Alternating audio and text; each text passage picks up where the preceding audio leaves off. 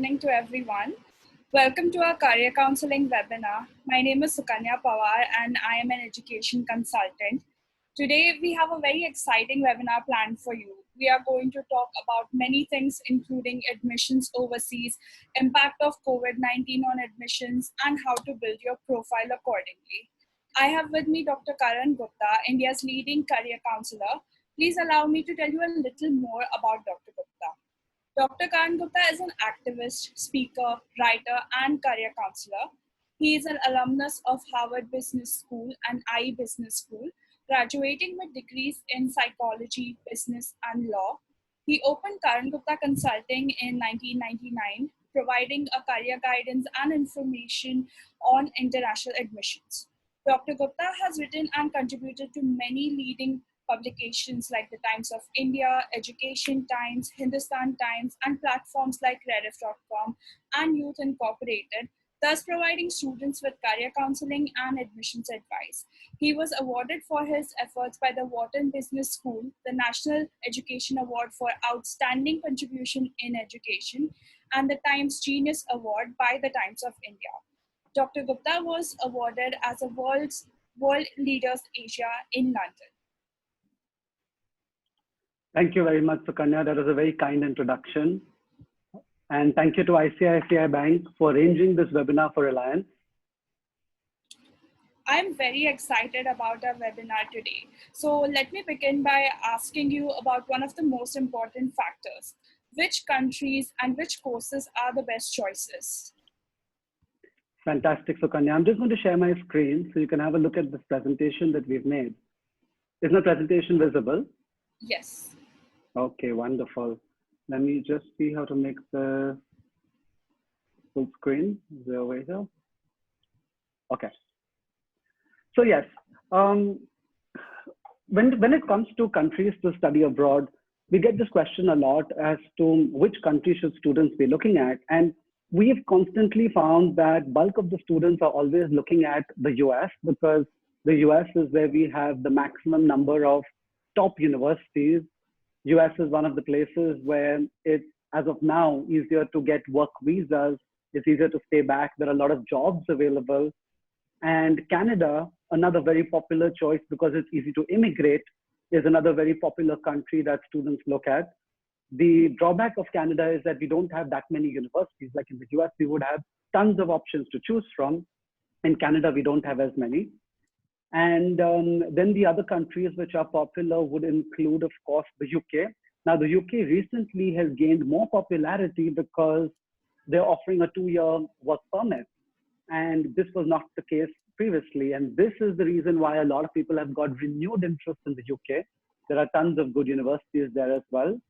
Europe, as you can see, we've marked that too. Now, Europe has some really good schools, but it's hard to stay back in Europe.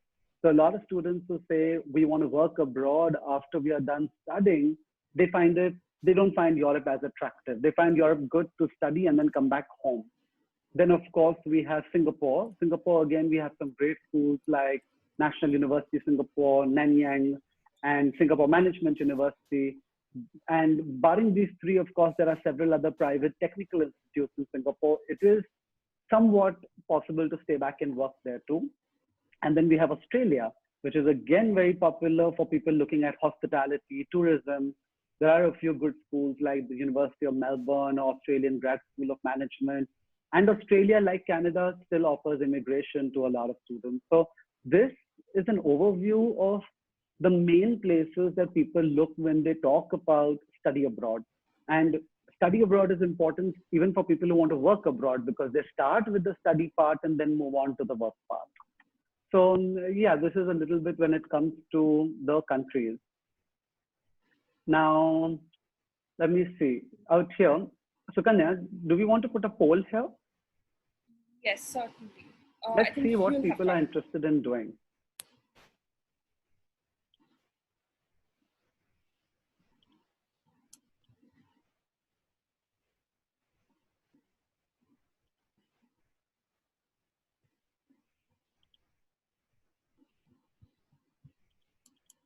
Okay, I've launched it.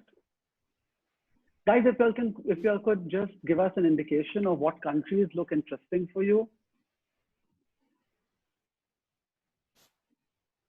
Yeah, we have a good number of votes coming in. 5 more seconds.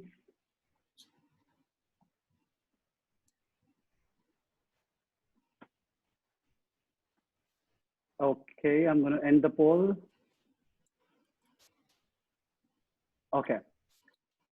So these are the results of the poll. US, still, I mean, yes, I can see that most people are interested in the US, followed by Canada. So if you just look at North America, we're looking at nearly 60% of everybody who's present looking at North America.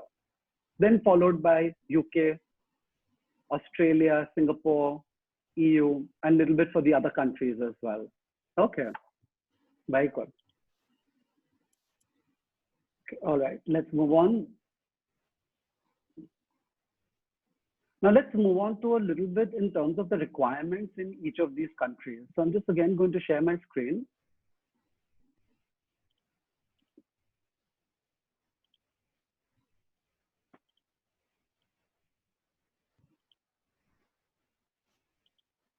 Okay.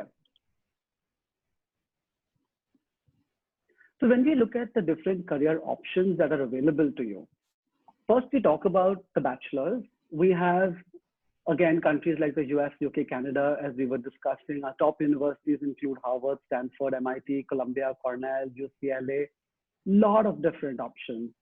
And for admissions, students need the SAT or ACT, the TOEFL or the IELTS. And in many cases, we tell students to put in the SAT subject test. If students are doing a local board, we even tell them to put in AP exams or advanced placement exams. Then for masters, normally students take the GRE and the TOEFL or the IELTS. So when we talk about masters, it could be masters in finance, could be masters in computer science, could be masters in psychology. And top universities again are like Stanford, MIT, Columbia, Cornell. Then we have MBA, which is really popular for people with work experience. Now, normally in India, you can do an MBA without work experience. You can do it straight after your bachelor's degree. But if you're looking at an MBA abroad, it can only be done when you're looking at work experience. So without work experience, getting into a top university like Harvard or Cornell or Kellogg or Columbia is really, really difficult. The exams that you would need here are the GMAT and the TOEFL. Then, of course, you have the PhD.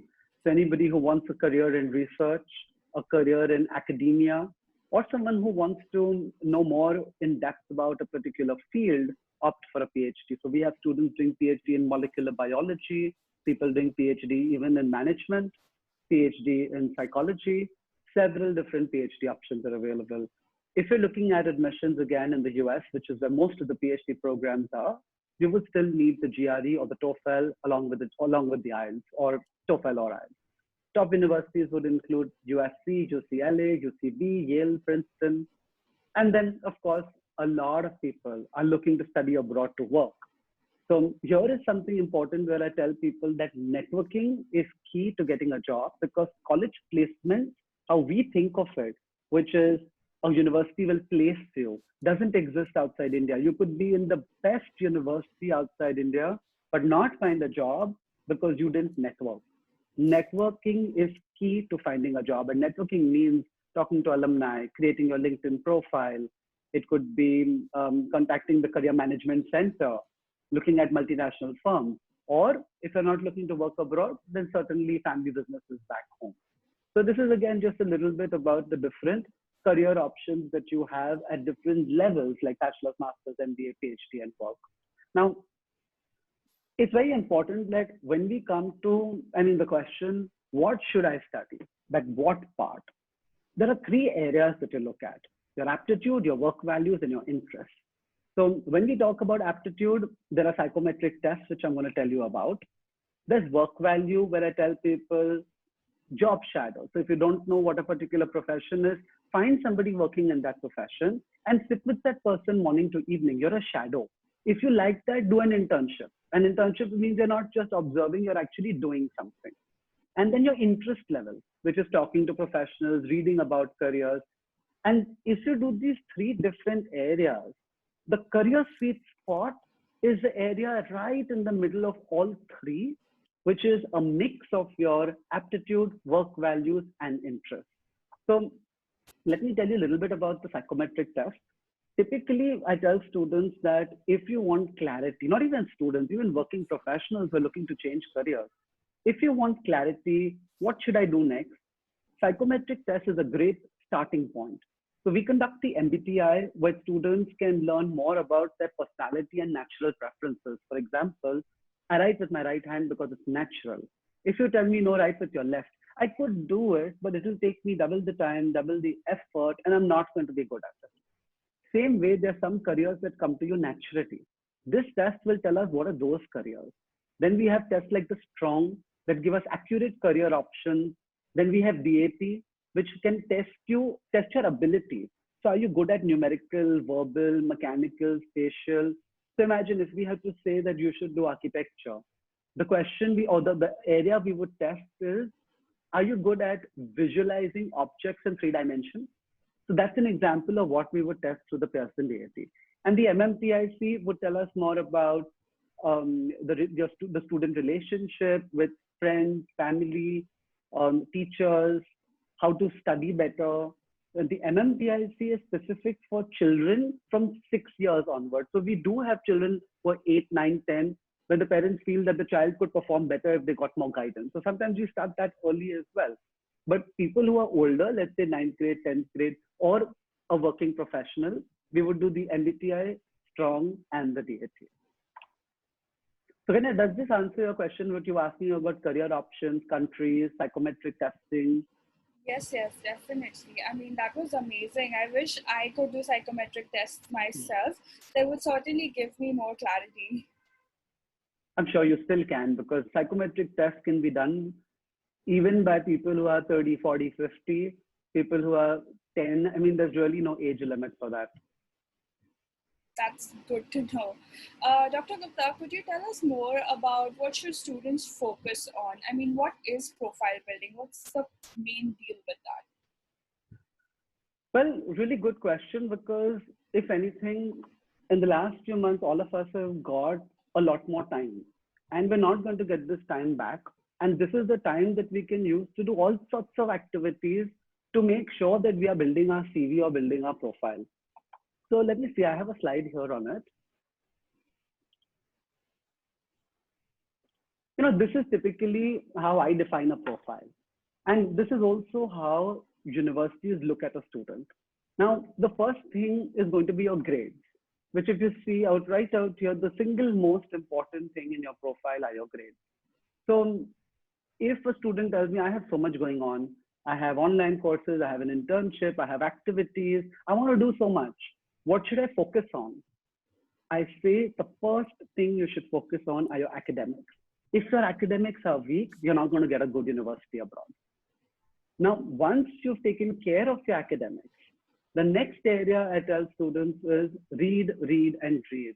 This is something which I'm sure all the parents we have are telling their kids, please read.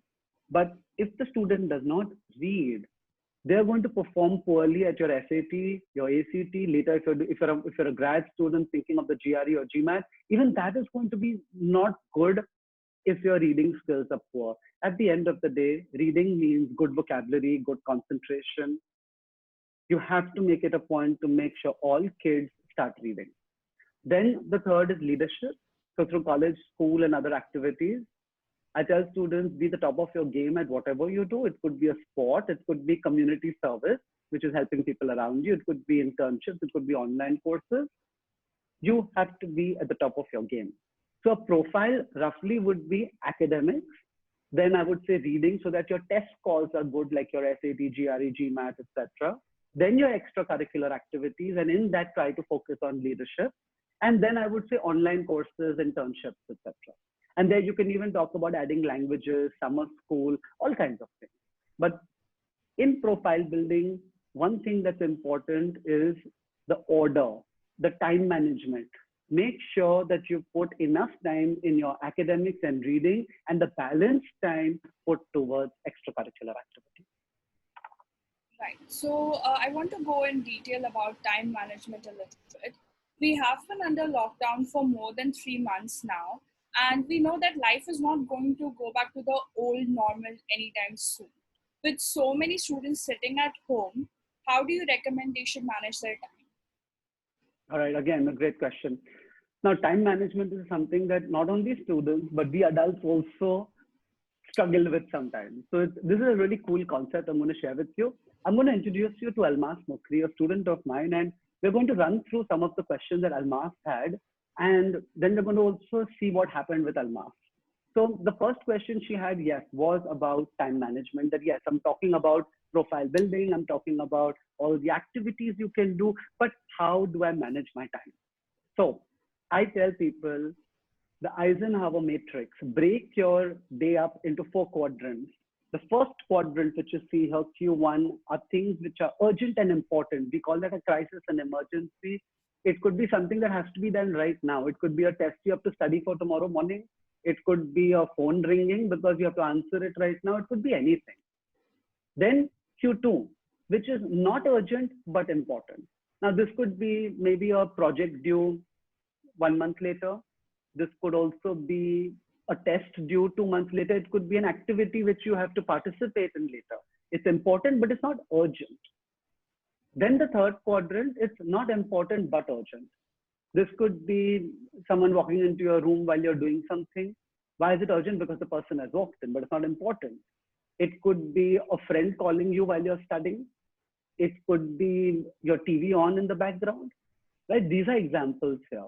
And then the fourth quadrant, it's not important, it's not urgent. This could be pure time wasters.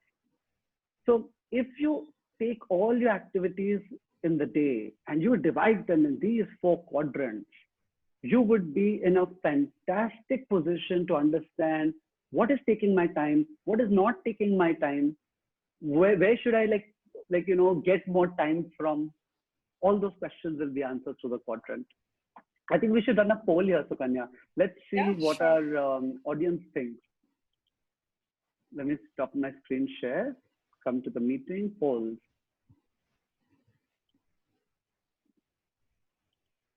Okay. All right, guys, if you could please take this quick poll. Based on what I was just saying, if we have to talk about time management, which of the tasks would be first priority?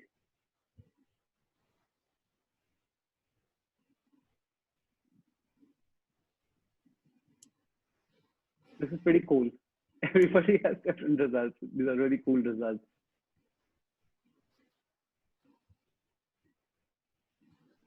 So can we have one poll or multiple polls on time management? We just have the one. This poll, yeah, perfect. Okay, I'm going to end the poll.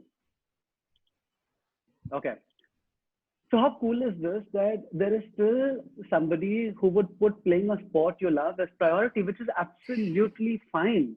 Because this is, as long as you know what priority is, this whole time management quadrant would be easy for you.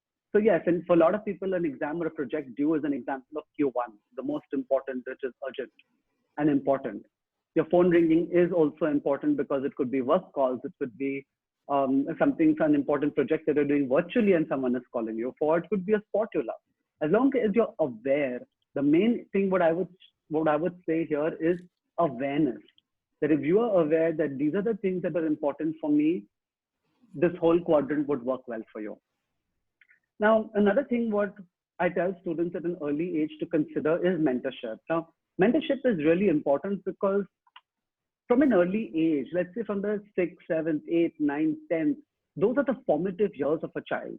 And if we are looking to give children career guidance, or we're talking about skill development, profile building, mindfulness or wellness, it's a really good time to start. We have a 27 online module course that students can do online, where we talk about all these things. So we talk to them about career guidance, psychometric testing, how to build your profile with specific examples.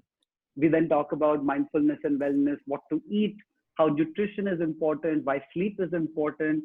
And these are things, of course, where some of it seems like common sense, but the way which we explain it to children from an early age, it helps them to start focusing. You start focusing on things which are important, which in turn leads to profile building.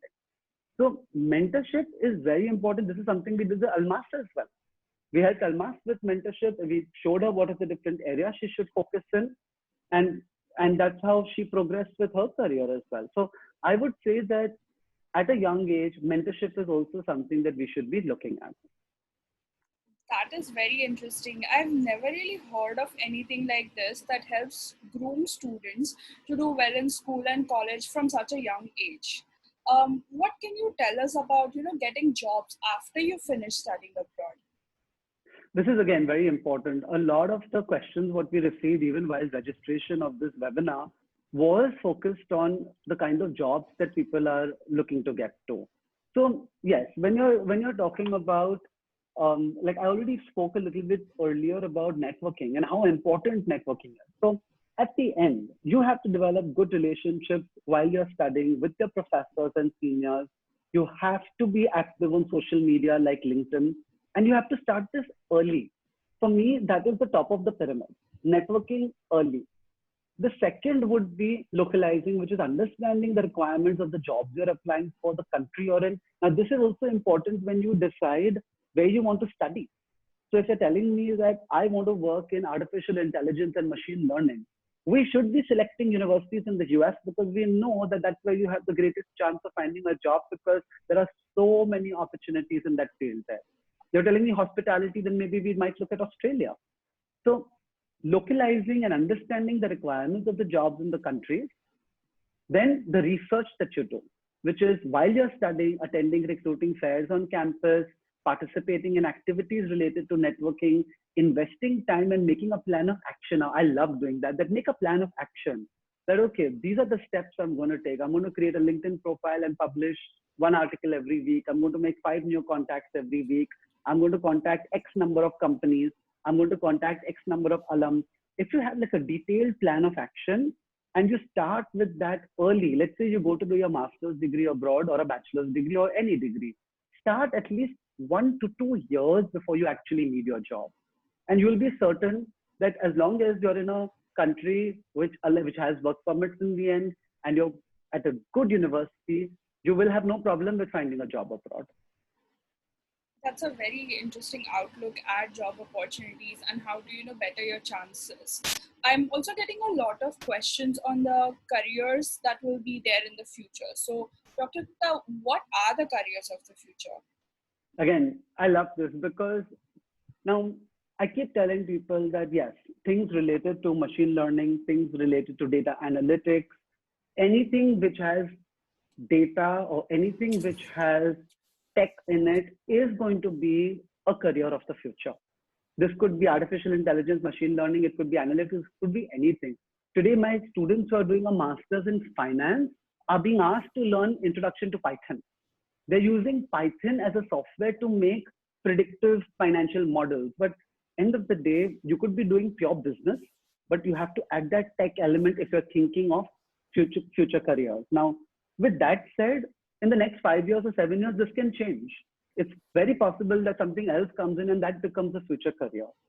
So the important thing here is not to focus on a future career, but focus on future skills. That is critical.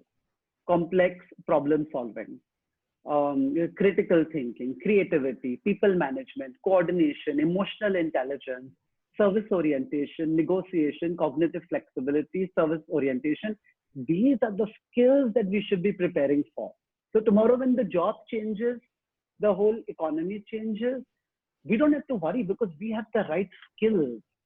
So we should always focus on getting the best set of skills and then we can apply it to any job. And that's what it is when it comes to jobs of the future. That is really insightful. We now have many new people who have joined the webinar. Guys, I'm so sorry, but it's impossible to address all these questions. We will address as many as possible. So Dr. Gupta, everyone is worried about COVID-19 and how it's going to affect admissions. Can we get your opinion on this? Yes, absolutely. I mean, COVID-19 is something that's on everyone's mind. And here we want to address specifically how COVID-19 is going to affect admissions. So now a couple of things which we should look at. And we probably can break it up in this way. That first, when it comes to the short-term effects, we're talking about admissions for this year, which is August of 2020. Now, one admission for August 2020 is still open in some universities because some universities have decided to delay their start dates. some universities have suspended deadlines saying that if you have been affected by COVID in any way and you want to apply late, we'll accept your application. Many universities are starting the first semester online and you're then coming to campus in January. And this also depends on how the virus situation turns out. So we can break it up into short-term effects where we're talking about your admissions, your process, your acceptance, deadlines, documents, and either you do an online course or you do a deferral. In the process, you're getting a lot more flexibility, which means that universities have suspended deadlines. Even documentation is fully online now. So you are not going to be required to courier anything to the university. Your form is online, transcripts online, resume online, everything is online. So the short-term effects of COVID is that universities are trying to make as many accommodations as possible to bring you in. The long-term effects are different though, because the long-term effects of COVID are going to go into online education. Now, again, I remember seeing a lot of questions about online education, the kind of job opportunities people are going to get, and is it going to be harder to get admissions going forward, right? These were some of the areas when we talk about long-term effects of COVID and what's going to happen with COVID in education. So first, I think online education is fantastic. Today, there are websites like Coursera.org, edX, Udacity. They have fantastic online courses from top universities like Harvard, Stanford, Northwestern, UCLA, Berkeley. You can name it, and they have a course from that. In many cases, if you don't want a certificate, the courses are free, which means that the whole objective is for you to learn. So online education is the way forward. Now you can earn full degrees online. There are universities like University of Texas at Austin, which has a master's in computer science online. So I think learning-wise, online is brilliant. Job opportunities-wise, it depends on how quickly employers are willing to accept online education on paper. So for example, if you have a degree taken from Imperial University in the UK, and Imperial has given you an online MBA, now it depends whether an employer would value that in India to give you a better job position, either a growth in your current job or even while switching jobs. So we've spoken to a few employers, some top employers, including Reliance, of course. And what we've heard and what we've been told from them is that if the candidate can show us the skills that they have learned, if they can demonstrate that this is what I've learned and this is the value I'm going to add to the job, we will consider the candidate. Some employers have told us that we will not consider the education if it's online. But now, given, again, specific to COVID and what's going to happen in the future, if the COVID situation doesn't ease out and is going to stay with us for a couple of years, if it comes to that, I believe a lot of employers are not going to discriminate if you have done online education. If the situation reverses back where we've got a vaccine and everything is sorted with COVID, we may revert back to a situation where online degrees don't have too much value when it comes to job opportunity. So the plan of action here would be that as of now, if you have time and you're not looking to physically go abroad, take an online course, up your skills. We'll find a way to put it on your resume and show employers that you're adding value. And the last part of long-term effect is future admissions. Now, specifically to people who are looking to study abroad for 2021 August, the reality is that it's going to be tougher because a lot of students who've got admissions in 2020 have now deferred their admissions to 2021. Because they have deferred their admissions, those seats have been taken. And because those seats have been taken, there are less seats for future students to come in. And therefore, admissions for 2021 are going to be harder. Now, what this only means for us is that we have to work smarter when it comes to building your profile, work harder when it comes to getting good scores in your SATs, ACTs, GRE, GMAT, or any exams that you're taking, and apply to maybe a wider range of universities. That's all it really translates back to us. Now, just a little bit more on online education. This I just put in so that you can look at some of the advantages like convenience, flexibility. Sometimes it's cheaper, availability, resources, and even networking. People even do networking through online education. Now, this finally brings me to Almas's outcome. You remember we spoke about Almas and all the questions she had. So I want to share with you a 3-minute video on what Almaz did and where she is today. Please allow me to do that.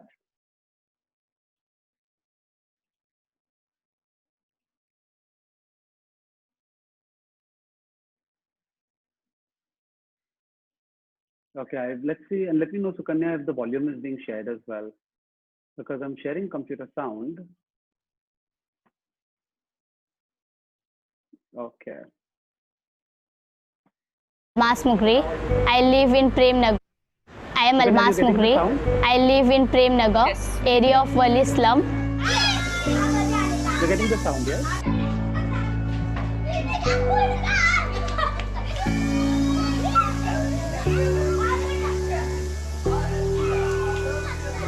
I studied in Wali Municipal School. My father is a vegetable vendor and he is the only earning member in my family of 5. I came from a background where girls are not allowed to study, let alone work. But my father encouraged me to start my own business called Basket of Joy, online fruit basket company, which creates social impact and spread joy at every step of my business.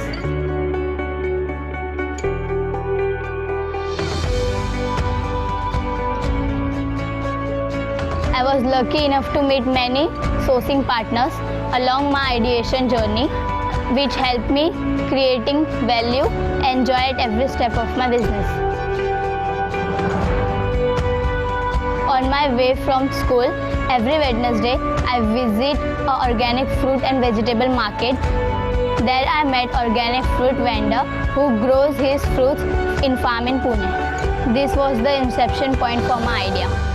As I knew I got the provider, I started thinking of packaging and distribution. So I thought of handmade basket instead of harmful plastics. My sister told me about organization where sex workers make basket in affordable price. So I got in touch with them to sort out my packaging. I learned about the courier service company where I got to know deliver boys are deaf and mute. While I had a great idea, I need money. At the same time, I heard about Karan Gupta Education Foundation and I Venture Day business plan competition. I have never presented my idea in front of a hall full of people with light on my face, judges scoring me and all eyes on me. I was nervous, but I had confidence in my idea. I couldn't believe that I was selected as the winner of the social impact competition. I got a prize money of 50,000 Indian rupees. That night when I got home from the event, I got a big check. वो जीत के आई तो हम लोग सोच नहीं सकते थे कि वो इस तरह से वो जीत सकती है। हम लोग ने कभी वो चीज़ ख्वाबो ख्याल में नहीं था कि इस तरह से वो प्राइज़ जीत सकती है, लेकिन वो एकदम हम लोग को शौक लग गया जैसा। वो जब प्राइज़ मैंने जीत के लाई थी, हमने तो सिर्फ टीवी पे ही देखा था कि ऐसा कुछ मिलता है किसी को जीतने पर। जब वो हाथ में देखे तो हमें तो समझ में नहीं आया कि क्या चीज़ है। मैं बहुत खुश हूँ कि मेरी बेटी इतना आगे गई है। हम लोग तो सोच भी नहीं सकते कि ये ज़माने में लड़कियाँ भी, हमारे मज़हब में मतलब लड़कियों को आगे बढ़ने की इजाज़त नहीं है, बाहर जाकर कुछ करे वो नहीं कर सकती लड़कियाँ, मगर मेरी बेटी ने इतना किया है, मैं तो सोच भी नहीं सकती।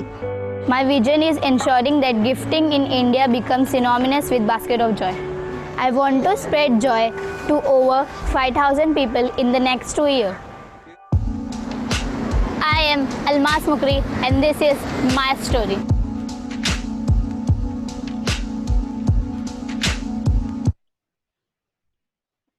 So yes, Sukanya, that was a little bit about Almas, and I hope everyone here in the audience enjoyed watching what this little girl, just 15 years old, what she has achieved by following simple things of time management, mentorship, profile building, and today she runs a successful business of gifting.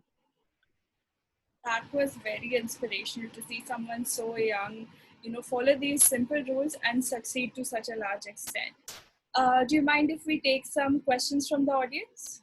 Yes, absolutely. We can go ahead with that. I am done with most of the things that I wanted to speak about here. Let me just share my screen once again. So I'll just go to the first question. Yes. Rishi wants to know how OPT and H-1B visas are going to get affected now. Well, again, a really good question. Of late, we've got to hear that the US is suspending new H-1B visa applications till the end of the year. The OPT suspension is something that they're talking about, but it's not confirmed. For the ones who are not aware, OPT is optional practical training. It's a period of work that is given to you after you complete studying in the US.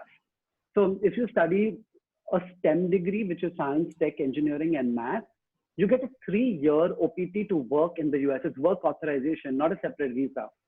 After you complete these 3 years, you need a work visa, which is the H-1 visa. So the question is about suspension of these things. So there are talks that to temporarily suspend them because of unemployment in the US, even if it is suspended temporarily, we think it would come back because at the end of the day, the US is growing quickly because there are people contributing in STEM. They're contributing in science and tech and engineering. So temporarily till the elections happen, it's a very good election selling point that you're now giving jobs to local Americans and not foreigners. So it might just get suspended till December, but we believe that post-December, OPT and H-1B both would be active. There should be no issue. Currently, as the situation stands, OPT is not suspended. It's there the way it is. H-1B is temporarily suspended till September. So let's go for another question. Mohammed has asked you to talk about the differences between Indian education system and education system of that foreign countries. So this is, again, I love this question because it takes me to how and why the US is number one for undergrad education specifically. So here in India, when we, after the 12th grade, when we select a bachelor's degree, you have to know exactly what you want to do. In the US, you don't have to know what you want to do. If you want to do, let's say, a degree in business, and then after 1 year, you change your mind and say, I don't want to do business, I want to do computers. You can then switch over to computers without losing any time. Or if you tell me that I want to do a double degree, a degree between finance and a degree between psychology, as well as computers, all three. Triple degree, not even double. You're allowed to do that. So you're given tremendous flexibility in the first 2 years of studying, and you're allowed to have 2 or 3 degrees which you pursue at the same time, and you still graduate within the period of 4 years, which is the normal graduation in the US. So that's one critical difference between the Indian system and the US system. Now, between all the top countries, US, Canada, Australia, Singapore, Europe, etc., when we look at all of those countries, the education in most of them is focused on practical learning, application, creativity, innovation. These are the pillars that the education rests on. In India, it's a little bit more about rote learning and memorization. The application part in India is still a little weak. So when you look at the point of comparison, I would put the education in developed countries to be more practical as opposed to India. Now, this is a very generic statement. Today in India, we also have Ashoka University, which I believe is a university focusing on humanities. It's a university which also uses creative thinking and originality and helps students understand application of concepts rather than memorization. So there are exceptions. But by and large, I would say the difference is between being rigid in one system and being more flexible and application-based in the other system. Okay, let's move on to the next question. Simran wants to know how COVID-19 will affect scholarships. So as of now, universities for fall 2020 are increasing scholarships, trying to make students still attend the semester online. So as we know that it's not going to be possible for most students to travel physically, and therefore the first semester is going to be online. And since some students don't want to accept that concept, they are deferring the admission. So to prevent this deferral, universities are giving more scholarships for August 2020, and in some cases, Jan 21 as well. But for fall 21, which is August of 21, I think scholarships would be less because universities are going to take a major hit when it comes to revenue for fall 2020. And to match some of that, they're going to cut budgets big time for 21. So I think for 21, August scholarships would be less. Okay. Can you tell us maybe what other options are there if someone doesn't actually get a scholarship? Yes, sure. So, well, now when it comes to funding, you can apply for need-based financial aid. which means that we look at your income tax papers, your bank statements, all your assets. And if through all of this, there's a need that you need to have funding to study abroad, we can apply for need-based funding. Second is a merit-based scholarship, is what we were just talking about. And assume we don't get any of these two, then we look at loans. Now, as we know, ICICI Bank itself has a student loan program. That is something that you could look into. It's one of the most competitive interest rates and competitive terms in terms of getting a student loan.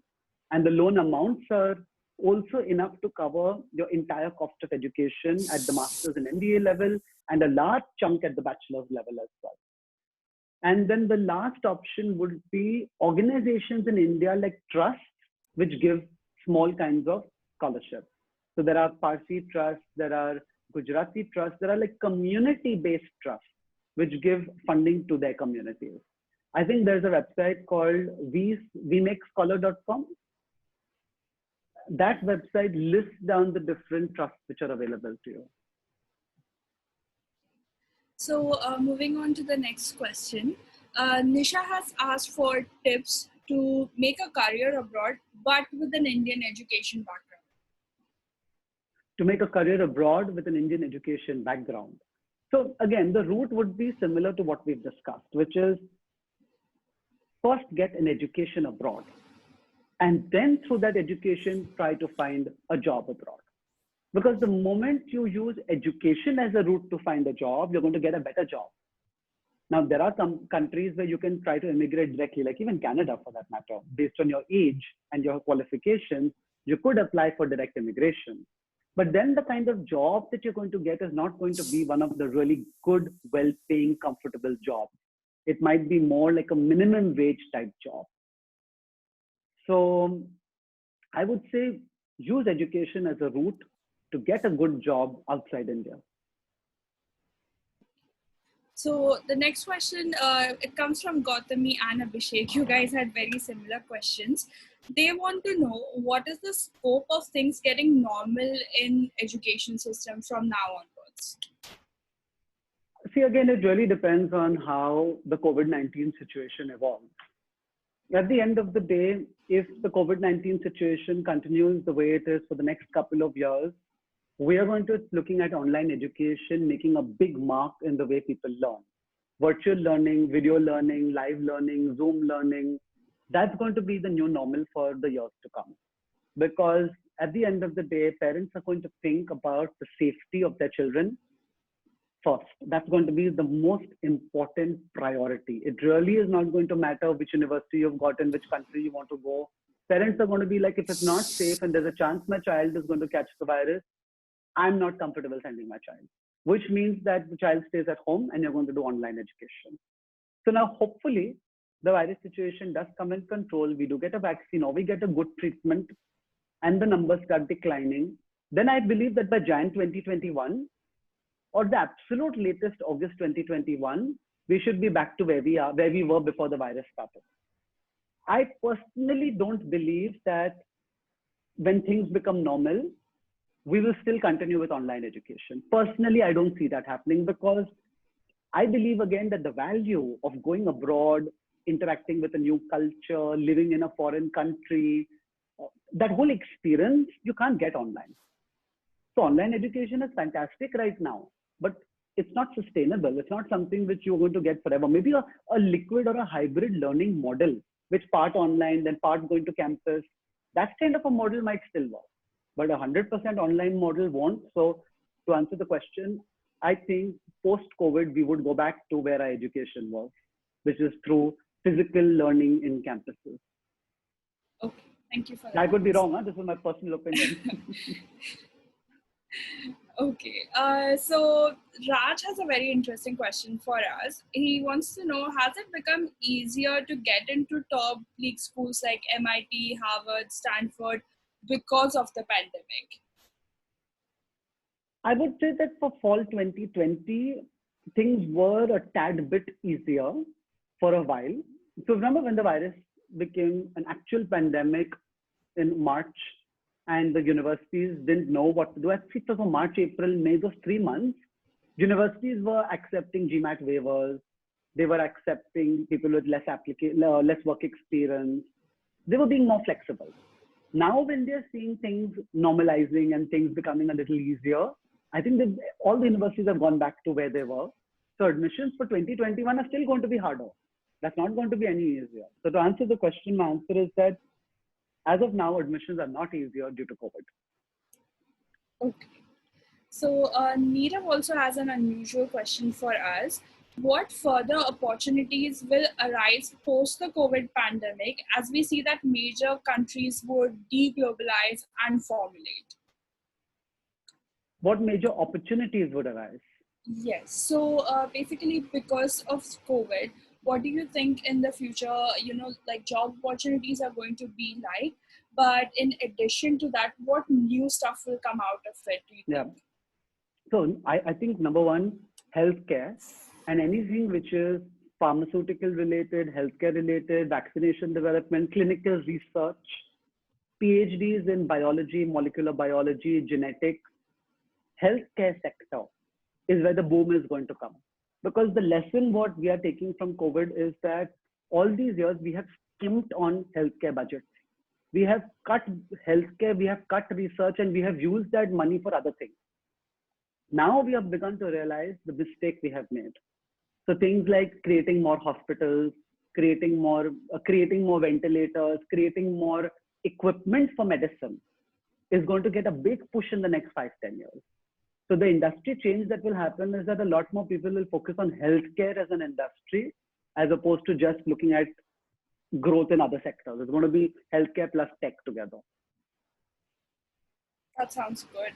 So we have another question. We just have questions. We have only 2 questions left now. So Aditya wants to know, how logical is it to enroll for spring 2021? So logistically for spring 2021, I would start with the application process now itself. I would start with the GRE, the GMAT, start with everything that you need to do for now. And maybe by July end, we should try to apply for admission. If we apply by July end, you'll still make it in time for spring. Also keep in mind that not all universities have spring admission. Some have spring, some don't have spring. So you have to also select your university list carefully. Okay, so our last question is from Chidanan. I'm sorry if I'm pronouncing your name wrong. They've asked, are there more professionals who want to take a break from their careers and pursue higher education? I think so. I'm seeing a lot of people also using COVID-19 as an opportunity to think very carefully what they want to do with their lives. So some people feel this is a great time to just switch over or cross over to a brand new profession. We're looking at people switching fields by doing degrees, doing careers, doing online courses. So I think there is a growing interest in people who are looking to switch careers and take that leap into something different. It's becoming more and more common, and it's becoming more and more acceptable because all of us now have options and we have opportunity that people in previous generations did not. Today, we have opportunity that, okay, you know what, I want to quit what I'm doing. I don't want to do engineering anymore. I want to move into management, or I want to move into humanities, or I want to move into arts, or I want to move into music or philosophy or whatever that field is. I have had students who were dentists and doctors. They came to me at 40 and then they changed their career into fashion designing. They changed their career into something completely different. So that's really, you should be doing something you enjoy, something you love doing, something you feel passionate about. And if that's not happening, change. So Ganya, I'm going to just take a few questions from here as well, which I've got. Sure.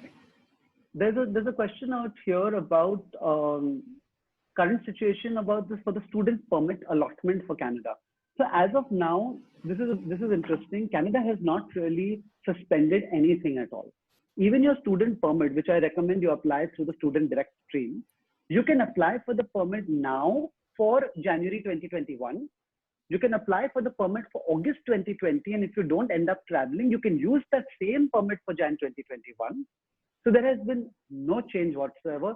Even if you decide that you want to start your Canadian education online, and then you want to go to Canada physically and apply later for a work permit, the time that you studied online will count towards your physical Canadian requirement. So it's not like you will be punished for studying for having studied online.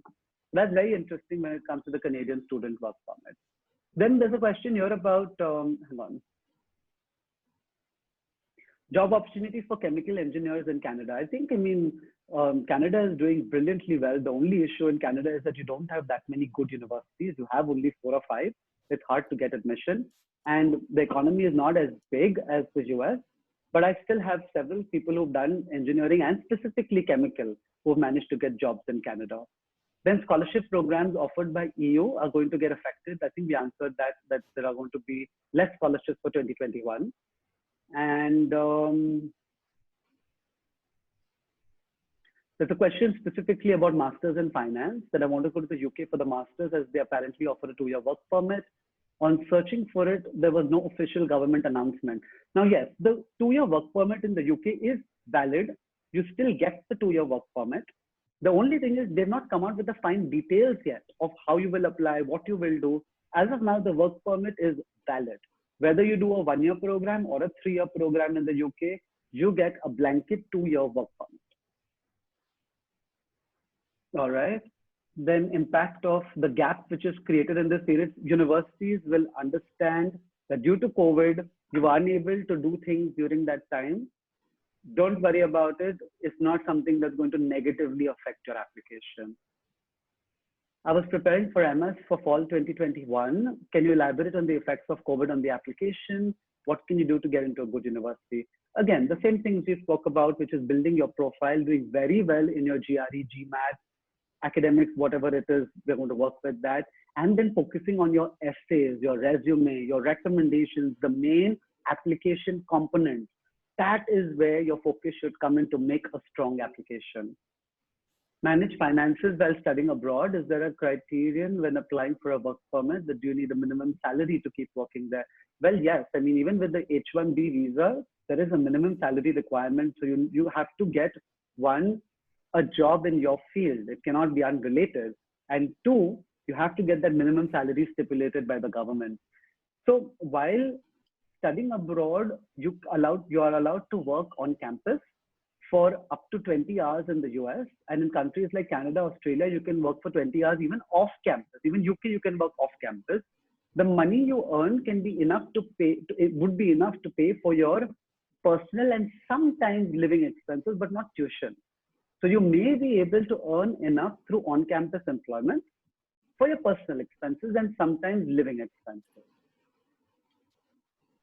Is it too late for someone who's 24 to go to Canada for post-graduation? No, you can very well go. You should be applying to a course which is relevant. So if you're 24 and you're going in for an MBA, it's perfectly fine because you need work experience for an MBA. But if you're 24 and you're going for a course which is normally done by people who are 18 or 19, the embassy would ask you questions as to why are you doing the course. Getting admission would not be the issue. I have 2 options for a 1-year MS, graduating in November 2021 and June 22. I would personally say graduate in June 2022. The later you graduate, the better. Whatever damage has been done to the economy, we are hoping it will be fixed by the end of 21. But to play it safe, if you have an option to graduate in June 22, take it. What type of challenges should I face as an Indian student when I go to Canada? So again, the challenges is going to be adjusting. I tell students that it's very important to integrate and adjust into a culture while at the same time maintain your individuality and maintain your culture. So it's a very fine mix of integration and maintaining your own culture. Barring that, most Indian students don't face any problem, even in the US, Canada, as long as they're going to good universities and good locations and good cities. What is the most defining thing that makes any application stand out apart from grades and work ethic? So it depends what you're applying for. If it's MBA, then I would look at your leadership, your teamwork, your innovation. If it's undergrad also, I would probably look at your leadership. I might look at community service. So besides grades and academics, I would then go deep into the extracurricular activities. There are a few universities who are not giving CPT if we consider online learning. Again, very interesting question. So many universities have now told us that they are going to include the online component as part of CPT. So if the university is making you do a semester online, and then you come to the university in January, that first semester you did will count towards the CPT. Please double check this with your university, because this is something that the university is going to take a call on. I know for a fact that Carnegie Mellon University is one of the universities which is giving this option of doing an online course, which is part online. And then when you come to campus, you're still eligible for CPT. Okay. Then we have questions about how do you see the scenario in Singapore for programs in September 2020. So Singapore, we have a student who's going to NUS, and that student has been told that he can do the first semester online and he can do the first semester from home. And then he can come to campus in October or January when it's safe. Because I again believe that it will be hard for a student to physically travel to travel to Singapore in September. How do you build a student resume for co-op jobs? Again, the internships that you have done in the past, any kind of research work that you've done, any kind of skills that you've got by online courses, list all of that on your resume when you apply for co-op jobs. Good universities for a graduate with no work experience for Masters in Finance in the UK. Well, for Masters in Finance, you don't need work experience. The work experience requirement is specific to the MBA. And good universities, I mean, you could look at City University London, University College London, King's, Warwick, Manchester. These are all very good. LSE, of course, one of the best schools. London Business School, which has the Masters in Finance too. Maharashtra government has not taken a decision on the final year exam. How will it affect fall 2020? The universities abroad are being flexible. So if you don't get a final year mark sheet, or it takes you longer to get that mark sheet, don't worry, it's not going to affect your fall 2020 admission. Universities are making exceptions. Media industry in Canada. I think the media industry is good, but keep in mind that things like media, advertising, preference is given to local students first, because they understand the culture better. They've been in the country for longer. STEM field, science, tech, engineering, math, that is where you have a greater chance of finding employment as opposed to looking at media. This doesn't mean that it's impossible. I have students who network well, and because they study in Canada, they also get their work permit, and therefore they do land up also getting jobs in media and film editing, etc. All right, now the 2-year work permit in UK, can it be extended? At the moment, there is no news on that. For all practical purposes, think that if you get a job, then that company can apply for work permits. So that will be separate from the 2-year work permit. So you'll get the 2-year work permit, and then if the company wants, they will apply for another work permit, which can be extended indefinitely. Is it possible to get a student study permit through offline mode? You could get it through offline mode, but it's going to take you 3 to 4 months to get that work permit. My recommendation is that do the student direct stream online. That is the right way to go. Is Germany good for masters in architecture? Well, yes, Germany is good for masters in anything tech and architecture related, provided you learn German. If you don't speak fluent German, the experience in Germany is not good. So even if you're taught in English, my students have told me that to have a comfortable stay in Germany, they have to have learned basic German so that they can get around and even understand. Sometimes your classes, what they're teaching you, it's a direct translation from German to English. So when you directly translate it and a student is looking at it, they don't understand what the sentence also means because it's a direct translation. So if you know German and you know English, then you know what somebody was trying to say. So I like Germany. I think it's great, but the student should ideally know German. Okay. And let me see, is there anything else which has come in here? Do we offer career counseling? Yes, we do. Please visit our website, karangupta.com, or send us an email, kgc@karangupta.com, and we'd be happy to help you. All right, so I think, Sukanya, we've covered most, and oh yes, I'm getting a message, we've run out of time.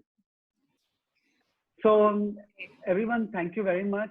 ICICI Bank and Shama Shukla, thank you for organizing this. Thank you, Reliance. Thank you for being here. Sukanya, thank you for moderating the panel. Thank you for doing this so well. Any other question, guys, feel free to contact us. And thank you once again for listening to me.